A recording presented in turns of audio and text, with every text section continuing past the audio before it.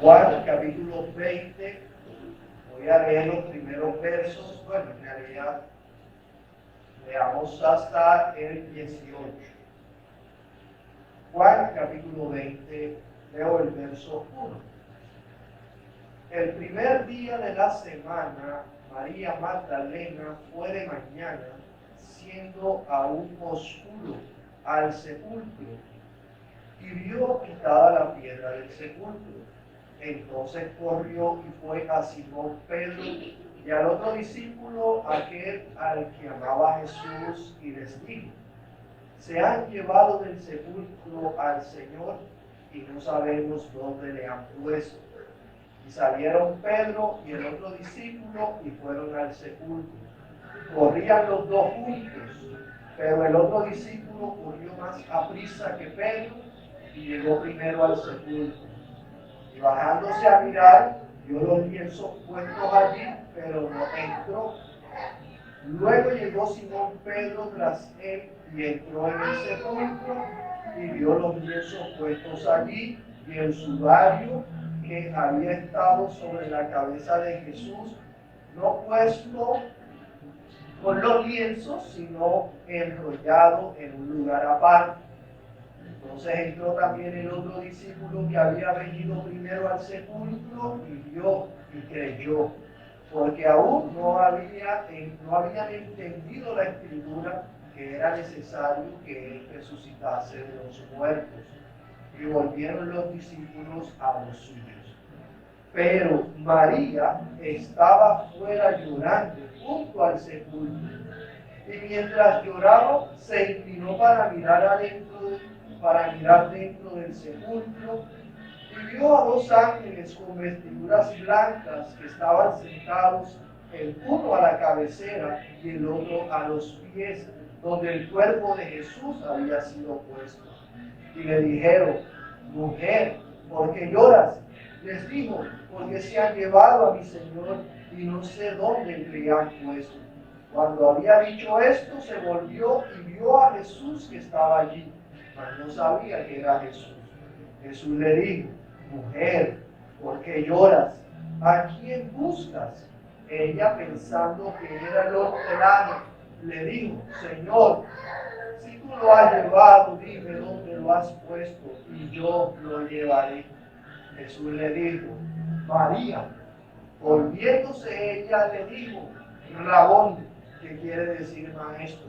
Jesús le dijo: no me toques, porque aún no he subido a mi Padre, mas ve a mis hermanos y diles: subo a mi Padre y a vuestro Padre, a mi Dios y a vuestro Dios. Fue entonces María Magdalena para dar a los discípulos las nuevas de que había visto al Señor y que Él le había dicho estas cosas. Oremos, por favor. Padre, muchas gracias. Gracias, amado Cristo, porque un día como hoy, en el día de la semana, domingo, tú resucitaste. De la muerte, Señor, la venciste. Y así, oh Señor, lograste nuestra redención.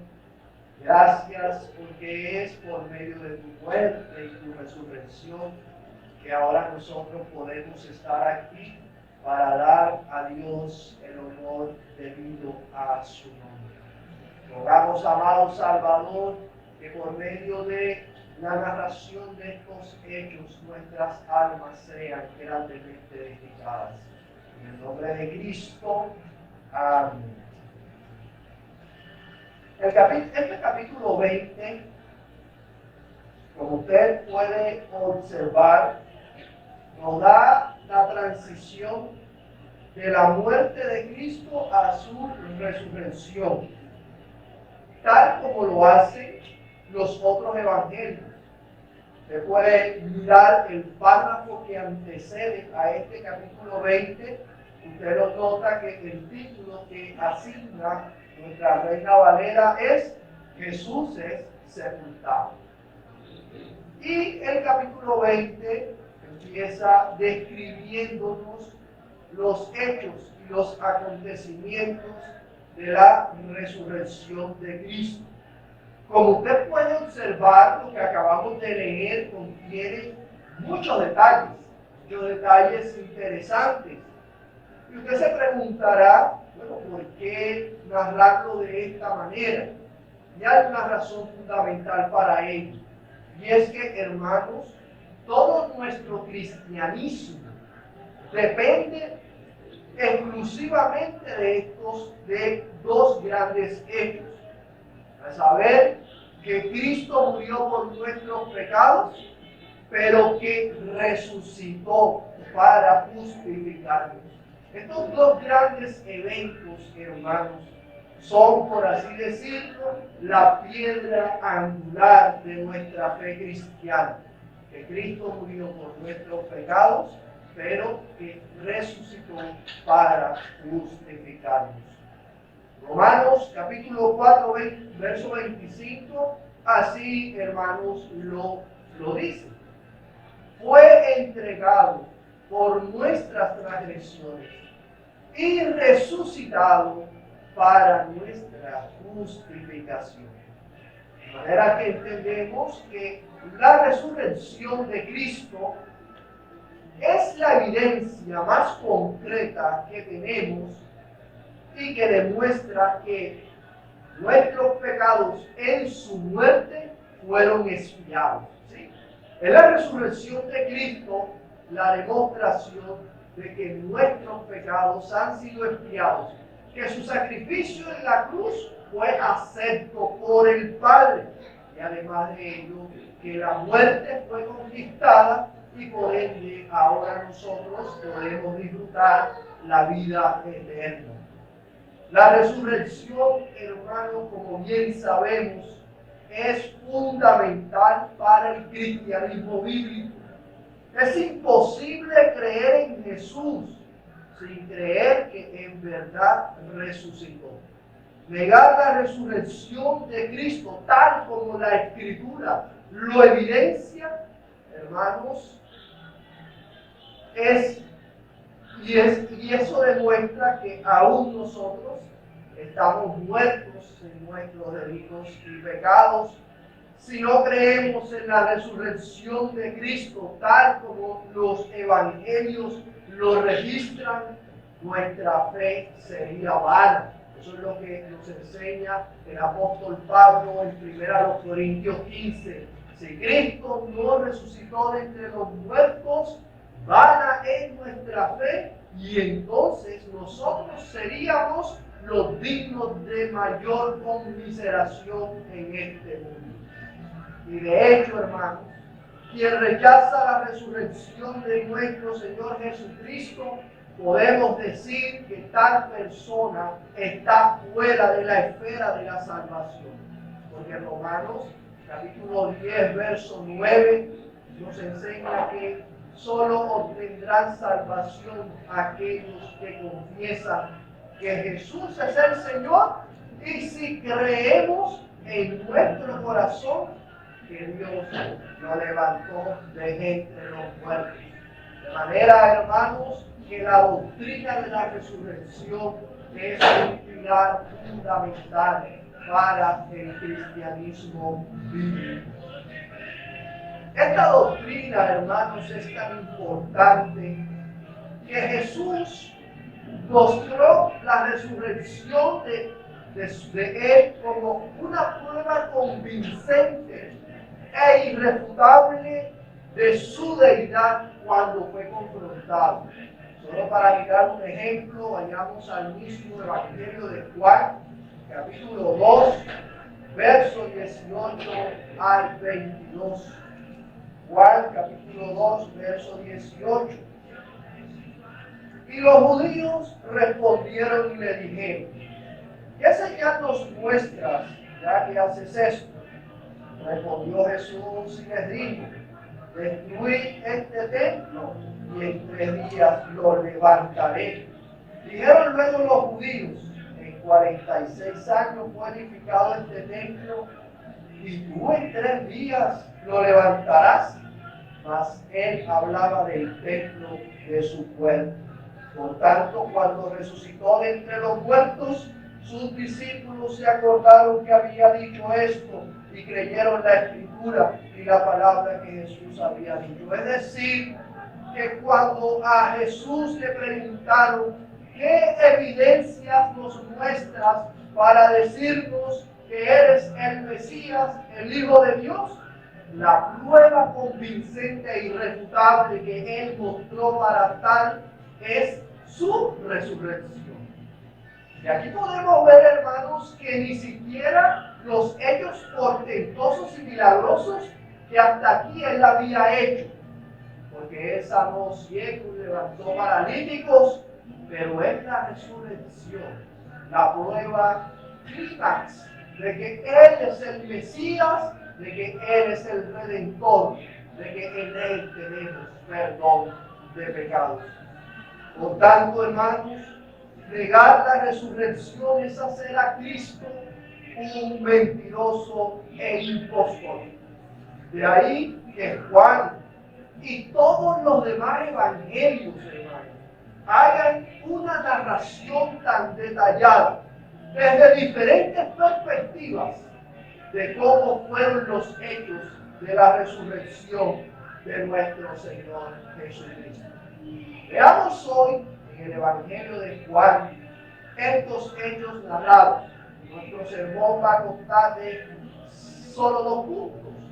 Veamos los hechos de la resurrección que Juan nos narra, y en segundo lugar vamos a extraer de estos hechos algunas enseñanzas para nosotros hoy. Así que veamos los hechos que Juan nos narra de los eventos del día de la resurrección de Cristo.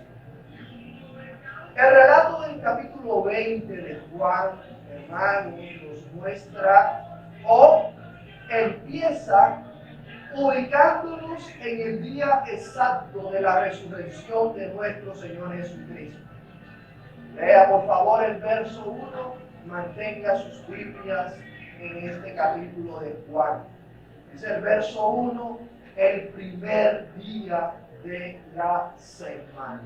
Primer día de la semana, el cual, como todos sabemos, corresponde al domingo de nuestro calendario. Es por eso que la Iglesia de Cristo, aunque pueda reunirse entre semana para sus oraciones u otras actividades, es el domingo, el gran día del culto público de adoración, porque fue, hermanos, este día, un día como hoy, que nuestro Cristo se levantó de entre los muertos y así, en cierto modo, culminando su obra redentora a favor nuestro. Recuerde que el sábado para los judíos era el séptimo, el último día de la semana. Recuerde también que Jesús murió un viernes, que fue enterrado apresuradamente ese mismo día, pues debían los judíos prepararse para el sabbat de la Pascua, que era al día siguiente, primero de la semana. Entonces ocurre la resurrección. Juan nos recalca el día de la resurrección. ¿Sabe por qué? Porque sabe que este hecho ha de ser importante para la Iglesia de Cristo, pues es ese día precisamente el día domingo, primer día de la semana, que se va a convertir ahora para nuestro día de reposo. Así que por ello Juan empieza recalcándonos el día en que sucedieron estos eventos. Primer día de la semana. Hoy, un domingo, hermanos, un día como hoy. Otro hecho que se hace claro resaltar en el relato que el evangelista Juan nos hace es que Juan, inspirado por el Espíritu Santo, nos resalta a una mujer. María Magdalena. Note por favor el verso 1 nuevamente del capítulo 20. El primer día de la semana, María Magdalena fue de mañana. Y lea por favor el verso 11. Pero María, la misma Magdalena, estaba fuera llorando junto al sepulcro. Si usted ve, nuestra Biblia divide esos dos párrafos y ambos comienzan con María Magdalena. Y decimos resalta porque debemos saber que María Magdalena no era la única mujer que ese día bien temprano fue a la tumba del Señor. No fue la única mujer que acudió a la tumba del Señor en aquellos acontecimientos. Ahora, ¿por qué lo sabemos? Porque si usted va a los otros evangelios, usted se da cuenta por los otros evangelios que no solo María Magdalena fue bien temprano a ungir el cuerpo del Señor, sino que también con María había una comitiva de mujeres, entre las que estaban, por ejemplo, nos muestran los otros evangelios, María, otra María, esposa de Cleofas. También esa mañana iba con María Magdalena Salomé, la madre de Juan y Santiago. También la acompañaba Juana, la esposa de Chuza, el intendente de Herodes. Se cree que todas estas mujeres estuvieron en la crucifixión y en la sepultura. Y es posible que ahora activamente estén participando en este evento, que estuvieron de acuerdo en ir todas ellas el domingo temprano para hacer más por el cuerpo de nuestro Salvador. Ahora bien, de todas ellas, María, la esposa de Cleofas, la esposa del intendente de Herodes, de todas las mujeres que participaron de ese día, Juan, inspirado por el Espíritu Santo, quiere resaltarnos a María Magdalena, a quien el Señor le había expulsado 7 demonios. Como lo narra Lucas capítulo 8, verso 2. Y aquí aprovechamos para desmentir lo que se ha dicho de María Magdalena de forma injustificada. Se cree, o según la tradición, que era una mujer quebrantadora habitual del 7º mandamiento, que era una adúltera. Sin embargo, no hay nada en la Biblia que apoye esa idea. María Magdalena era una mujer de la que Satanás había tomado posesión concreta. Dice el Evangelio de Lucas que el Señor expulsó de ella a 7 demonios. Fue liberada por el Señor. Y por lo que vemos, era una mujer que desbordaba de amor por su Salvador. Como ciertamente lo enseña la Escritura. Verdaderamente quienes han recibido muchos beneficios de Cristo le aman más intensamente. Al parecer, María Magdalena fue la primera que percibió en aquella tenue luz de ese amanecer que la piedra del sepulcro había sido retirada. Si usted nota nuevamente en el Evangelio de Juan, capítulo 20, nuevamente el verso 1, María Magdalena fue de mañana, ya sabemos que no iba sola, iba acompañada, pero Juan la quiere resaltar, siendo aún oscuro, al sepulcro y vio quitada la piedra del sepulcro. Podemos ver que no había mucha luz en aquel lugar, todavía era oscuro. Así que pues no se podía tener una imagen clara de lo que se estaba observando. A lo lejos, María ve que la piedra había sido retirada. Se cree que las mujeres posiblemente venían a la tumba en grupo de 2 o 3. María, sin lugar a dudas, conforme a su carácter, como lo vamos a ver, debía ser la cabeza de aquel grupo. Todas estas mujeres están expresando fe, valor, amor, pero vemos que María Magdalena es la que resalta en todo estos eventos. María Magdalena resalta. Ahora, la acción inmediata de esta mujer, según el relato, es que ella no se acerca a la tumba, sino que a lo lejos ella ve que la piedra está removida. Y la acción inmediata es que no se acerca más, sino que una vez percibe que la piedra de la tumba del maestro está removida, lo que Juan nos dice es que María sale corriendo para donde Pedro y Juan y avisarles. ¿Sí? Podemos notar que María Magdalena saca de manera inmediata sus propias conclusiones. Por ejemplo, vaya al verso 2.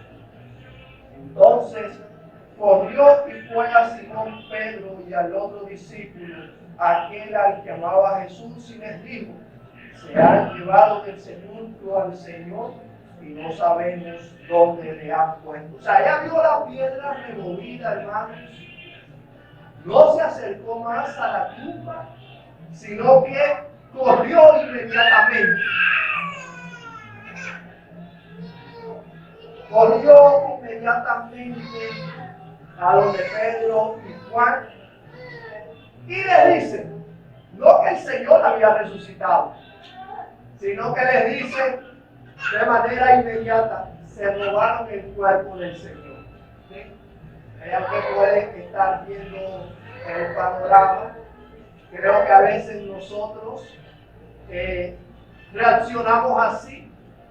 No esperamos a veces que se nos expliquen las cosas, sino que vemos el evento y empieza nuestra mente a trabajar. Por supuesto, de acuerdo a nuestros temores. Entonces María Magdalena ve la piedra removida, sale corriendo y lleva una falsa noticia. El cuerpo del Señor se lo han llevado. Por los otros evangelios, nosotros podemos inferir que las otras mujeres sí se acercaron para ver el interior de la tumba. Y los otros evangelios nos dicen que las otras mujeres vieron un ángel, quien les comunica la gran noticia que el Señor ha resucitado. Esto según los otros evangelios. Aquí, hermanos, María Magdalena se pierde de este evento, porque ella ve, sale corriendo sin llegar a la tumba, sin de manera concreta saber los hechos, sino que ella sale desesperada. María no estaba cuando, según los otros evangelios, el ángel habló a las otras mujeres, porque ella había ido corriendo a dar la novedad de la tumba abierta. Ya sabemos la conclusión que sacó María, que el cuerpo del Señor había sido robado. María Magdalena, que cuando las otras mujeres seguramente estaban entrando a la tumba, ya María Magdalena iba a medio camino para avisarle a los otros 2 discípulos que el cuerpo del Señor se lo habían robado. De inmediato, y con la misma actitud, ahora son 2 discípulos que corren en vía contraria a María Magdalena para corroborar la noticia que esta mujer les estaba dando. Parece que Juan corrió mucho más a prisa que Pedro. Llegó a la tumba, se inclinó para ver, observan los lienzos puestos allí, uno no entra, el otro sí, Y ahí, hermanos, nosotros podemos ver cómo los creyentes reaccionamos de acuerdo a nuestro carácter ante tales situaciones, ¿cierto? Entonces vemos, hermanos, que Juan corre más, llega a la tumba, pero no entra. Pedro, que llega después y entra, y tiene la posibilidad de ver más en detalle lo que estaba aconteciendo. Luego se nos dice que Juan, el que no entró, creyó. Y que Pedro, al parecer, no va a estar muy interesante. Este creyó se refiere posiblemente a creer en la resurrección, aunque aún todavía no estaba del todo claro para ellos lo que estaba aconteciendo. De lo cual aquí aprendemos, hermanos, que muchas veces no necesitamos entender para creer lo que la Biblia nos está enseñando. Ahora, según el verso 10, después que Pedro y Juan se fueron, María regresa. Ella, tenga en mente esto, ella se va acercando a un oscuro a la tumba, alcanza a ver en la oscuridad la tumba abierta, sale corriendo a dar la noticia de que se había robado el cuerpo del Señor, pero ella vuelve y regresa, según el verso 10. Vaya Juan, capítulo 20, verso 10. Pero María, bueno, verso 10, y volvieron los discípulos a los suyos. O sea que todos los demás se regresaron, seguramente a hablar de lo que estaba sucediendo. Y en el verso 11 se nos muestra un contraste. Pero María estaba afuera llorando junto al sepulcro, y mientras lloraba se inclinó para mirar dentro del sepulcro. Todos los demás regresaron. Las otras mujeres, los discípulos, Pedro, Juan. Y según este verso, María se queda afuera junto al sepulcro llorando. Esto implica que lo más posible es que ella no se volvió a encontrar ni con Pedro ni con Juan, y tampoco con las otras mujeres que vieron lo que estaba pasando, que escucharon al ángel decir la buena nueva. Así que desconsolada, lloraba María pensando todavía no en la resurrección de Cristo, sino en el cuerpo del Señor. Se robaron el cuerpo del Señor. Esto era lo que atormentaba a aquella piadosa mujer. Como dice un autor, su amor por el Señor era más grande que su fe en la promesa de la resurrección. A pesar de su fe débil, Jesús, quien la ama, no la iba a dejar en su pena. Ella se inclina, según el relato, y ve dos ángeles, aunque parece, por la respuesta que María Magdalena da a los ángeles, que ella ni siquiera se percata que eran seres angelicales. Así lo muestra el relato, Juan capítulo 20, verso 2. Y vio a dos ángeles con vestiduras blancas, que estaba sentado el uno a la cabecera y el otro a los pies, donde el cuerpo de Jesús había sido puesto. Y le dijeron: mujer, ¿por qué lloras? Le dijo: porque se han llevado a mi Señor y no sé dónde le han puesto. Así que vemos que María está frente a dos seres angelicales que le hablan, le preguntan: mujer, ¿por qué lloras? Una suave reprensión. Es como si estos ángeles hubiesen dicho a María: María, no hay razón para llorar. ¿Por qué lloras? No hay razón para llorar. Pero María estaba turbada. María estaba angustiada. Y ni aún con dos ángeles al frente de ella era capaz de ver lo que estaba aconteciendo. Que el Señor su cuerpo no había sido robado, sino que el Señor había resucitado. María creía que aún Jesús estaba muerto y que su cuerpo se lo habían robado. Ya podemos ver, hermanos, cómo muchas veces la angustia y los temores nublan nuestra vista, que no nos deja ver aquello que es factible para los ojos espirituales. Entonces, hermanos, ocurre algo más maravilloso aún. María no es capaz de tener una percepción espiritual con los ángeles. Y el mismo Señor Jesús aparece y le habla. Hermano, y esto es glorioso, porque la primera o el primer testigo ocular de la resurrección de Cristo fue María Magdalena. Es la primera, hermanos, en ver a Jesús resucitado. ¡Qué glorioso! Pero su turbación no le permite identificar al Señor. Porque para ella, ¿cómo podría ser Jesús? En su mente estaba la imagen de un hombre torturado y ensangrentado que fue enterrado y que ahora había sido raptado.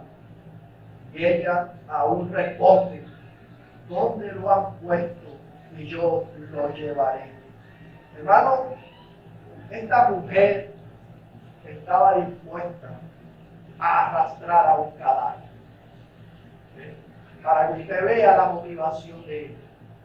Le pregunta, ella, aunque todavía no tenía los ojos para saber que era el maestro, ella creyendo que era el jardinero del cementerio o el hortelano, le pregunta: dime dónde lo han puesto, que yo misma voy a donde lo han colocado. Y esta mujer estaba dispuesta a cargar ese cadáver y a traerlo a su lugar correspondiente.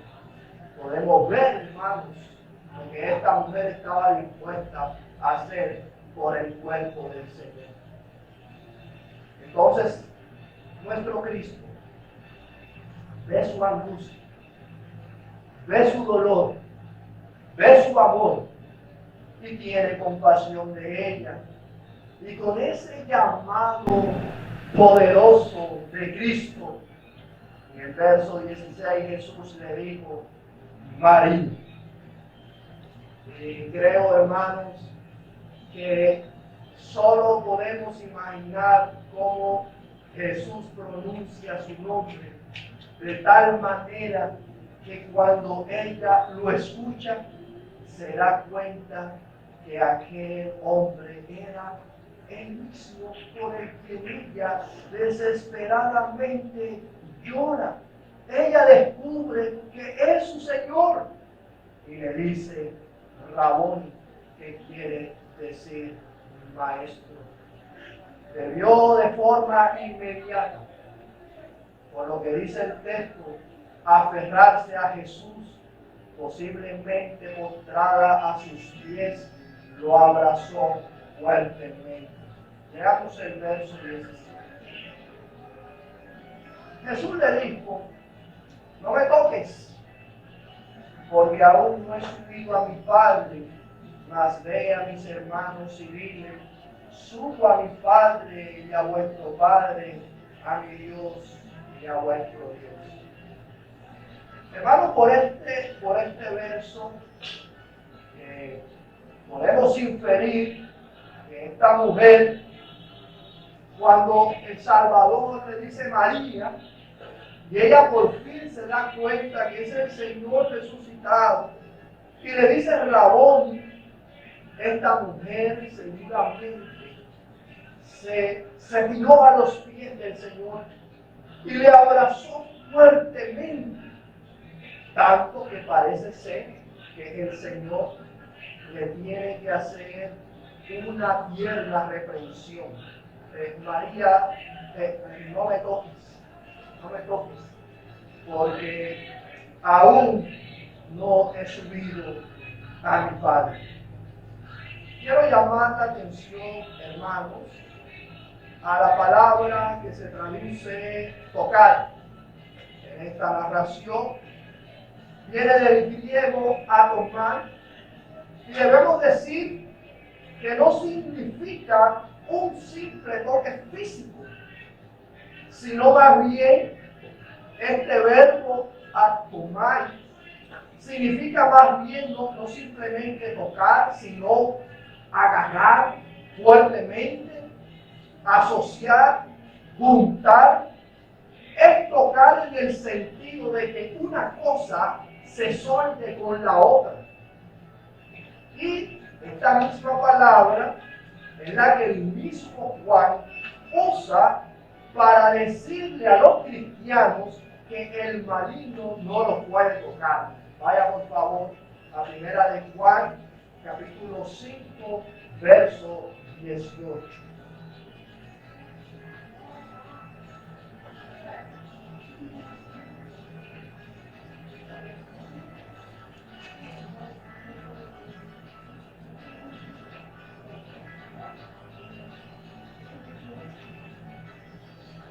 Dice: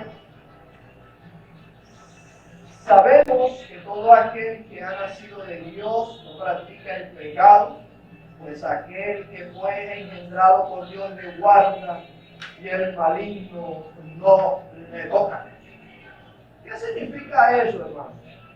Básicamente lo que significa es que ya el enemigo no nos puede tocar en el sentido de que ya no puede ser uno con nosotros, ¿sí? Cuando nosotros estábamos sin Cristo en el mundo, Satanás era nuestro príncipe.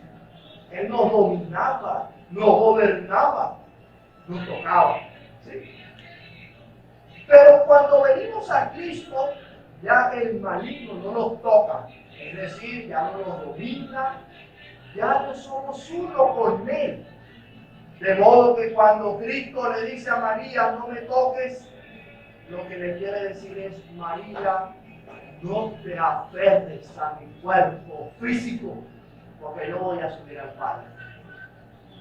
María, no me toques, significa: María, no te encariñes mucho tiempo conmigo, porque no voy a estar más contigo en cuerpo, porque voy a subir al Padre.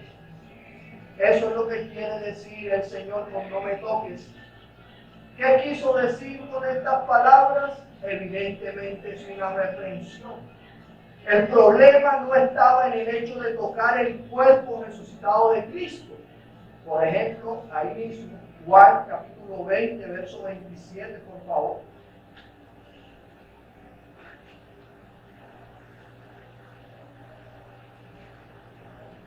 Dice, ahí más adelante: luego dijo a Tomás, pon aquí tu dedo y mira mis manos, y acerca tu mano y métela en mi costado, y no seas incrédulo sino creyente. Así que podemos ver que aquí Tomás tocó el cuerpo del Señor. Tuvo que tocar Tomás para comprobar que Jesús había resucitado. Así que no había problema con tocar el cuerpo del Señor.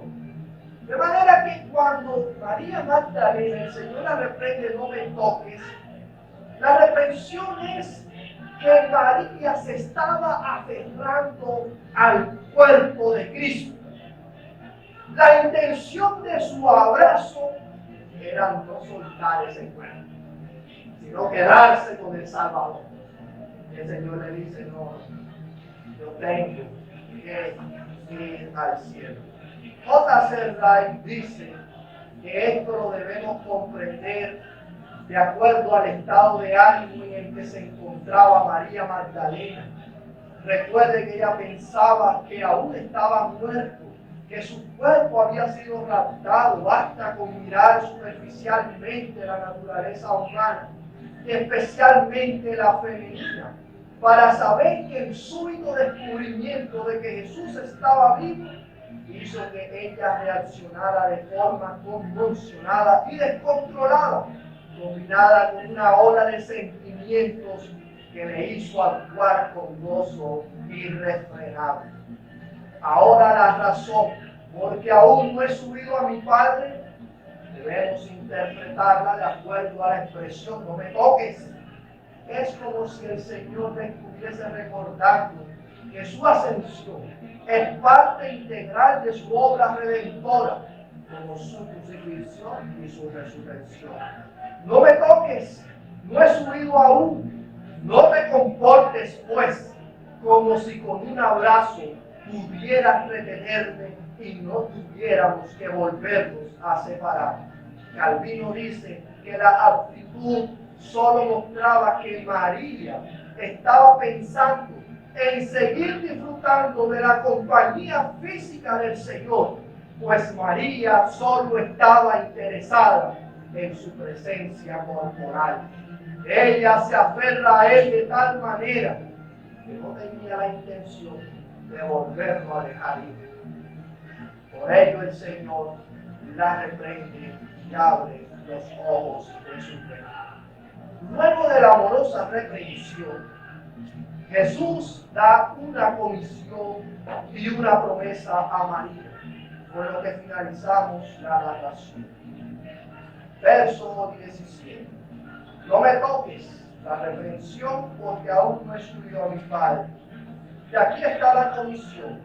Mas ve a mis hermanos y dile: subo a mi Padre y a vuestro Padre, a mi Dios y a vuestro Dios. Esta frase contiene sabiduría, una preocupación y una bondad extraordinaria. Nuestro Señor llama a María a cumplir un deber hacia los demás. Note que no le pide que se quede a contemplarlo o hacerle demostraciones de afecto, sino que se levante y le sirva. Algo resaltante es que por primera vez Jesús llama a sus discípulos mis hermanos, pues ya él había ganado este derecho para ellos. Matthew Henry de este texto dice que hay aquí dos palabras en esta comisión, una de precaución y otra de consuelo.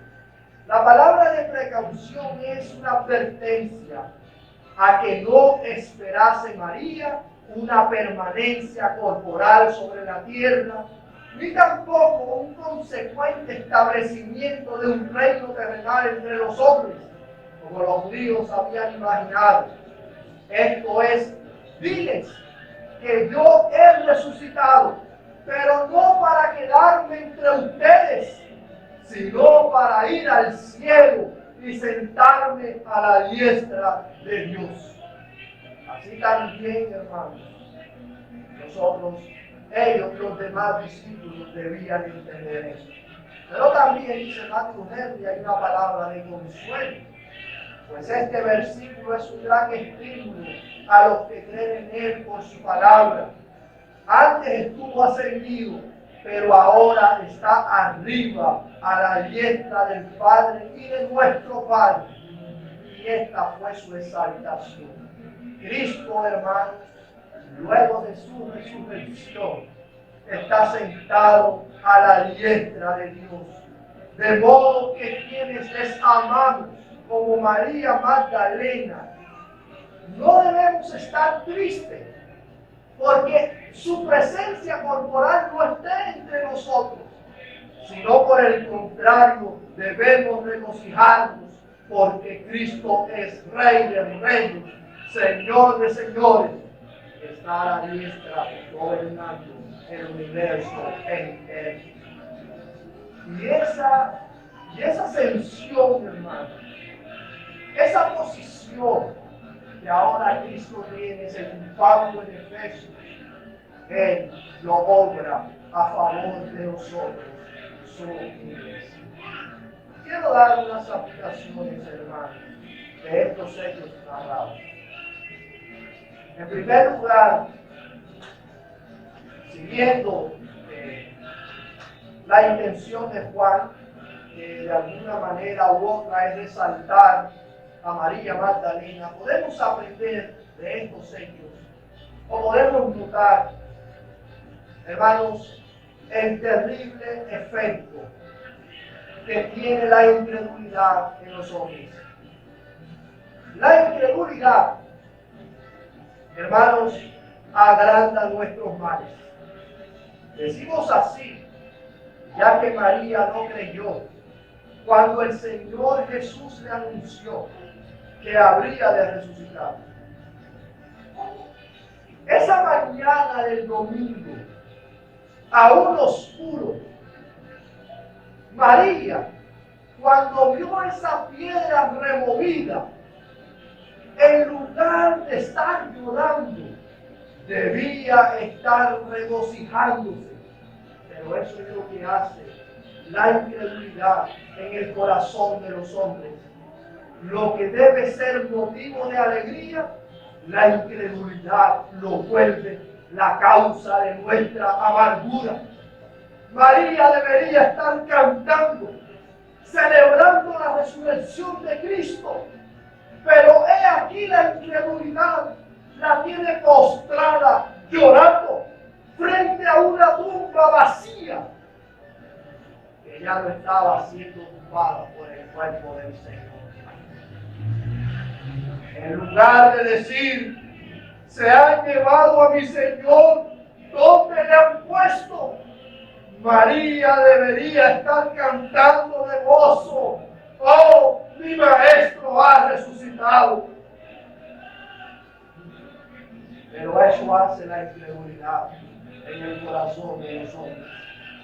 Hermanos, María conversa con dos ángeles, con el mismo Maestro. Encontró a quien estaba buscando, pero la incredulidad no le permitió reconocer al que estaba buscando. No le reconoció porque sus ojos estaban nublados por la incredulidad. Buscaba entre los muertos a quien había resucitado y vive para siempre. Jesús le dijo, mujer, ¿por qué lloras? ¿A quién buscas? Y ella pensaba que eran los del ángel. Eso hace, hermanos, la incredulidad. Es por ello, hermano, que la incredulidad debe ser mortificada en el corazón del creyente. La falta de fe agrava nuestros problemas. La falta de fe entristece nuestros corazones cuando deberían estar desbordados de alegría. Cuán terrible es la incredulidad.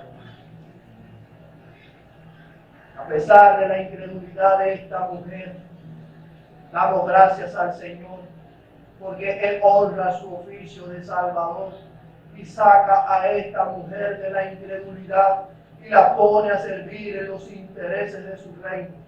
Ella es ahora una mensajera a los apóstoles. Lo cierto es el sufrimiento y la agonía que se produce por causa de la incredulidad. Sepa, hermanos, que la incredulidad es amiga de otros dos pecados, el afán y la ansiedad. Un corazón incrédulo es un corazón que, como María, se devuelve corriendo, sin muchas veces indagar y pensar sobre los hechos que están aconteciendo. La incredulidad es amiga del afán y la ansiedad. Por esta narración de Juan, podemos inferir, como decía, que María no presenció las palabras de los ángeles, contrario a las otras mujeres que entraron a la tumba, hablaron con los ángeles. Ella regresa a la tumba y queda sola, postrada, llorando frente a él. ¿Cuántas veces el afán nos hace perder de vista, hermanos, las cosas espirituales? Todo lo que aprendemos, hermanos, es que a menudo la tristeza y los temores de los creyentes por la incredulidad son completamente infundados. María lloraba de forma inconsolable, pero sus lágrimas eran infundadas. siquiera estaba llorando por hechos reales, sino por algo que su mente había fabricado. Esto me recuerda en una ocasión, conocí a alguien que su hijo tardaba en venir. Y esa mujer, esa madre, comenzó a llorar desconsoladamente porque ya su mente se había hecho que a su hijo le habían pasado cosas terribles. Y lloraba amargamente, pero eran lágrimas infundadas. Luego llegó su hijo, bien, ¿dónde estaba? No, que lo había dañado el celular. La angustia, hermano. El temor. La cuestión es cuán a menudo nos sentimos angustiados, muchas veces sin tener motivo para ello. María sacó su conclusión. Y esas conclusiones le causó gran tristeza. Cuán a menudo lloramos por la ausencia de cosas que en realidad están a nuestro alcance y hasta en nuestras manos. Oramos para recibir más fe y paciencia y demos más tiempo a Dios para que lleve a cabo plenamente sus propósitos. Creemos que hay cosas que solo nos producen amargura y tristeza, cuando en realidad todas ellas están obrando para nuestro bien. Si María hubiese hallado el sepulcro cerrado, entonces sí, María llora amargamente. Pero el sepulcro estaba abierto, la tumba vacía. Era razón de alegría, motivo de gozo y no de tristeza. ¿Cuánto reflejo vemos nosotros en María? Lo otro que podemos ver y aprender que nos llena de esperanza es que un verdadero creyente puede ser muy ignorante. Juan dice de sí mismo y de Pedro que aún no entendía la Escritura, que Cristo había de resucitar. Recordemos que lo importante es la gracia verdadera y no el conocimiento intelectual. Como decía en el sermón, para creer muchas veces no necesitamos entender, sino un corazón sujeto y humilde a la palabra de Dios. Demos gracias a Cristo por su misericordia, porque aún conociendo nuestras debilidades, nos ama y nos llena de su gracia. Pero debo decir, hermanos, que no todo era negativo en María. ¿Sí? No todo es negativo en María. Quiero resaltar el amor de esta mujer por nuestro Salvador. Su fe era débil, sí, pero es evidente que ella tenía un gran amor por el Maestro. Lo primero que salta a nuestra vista es lo diligente del amor de María.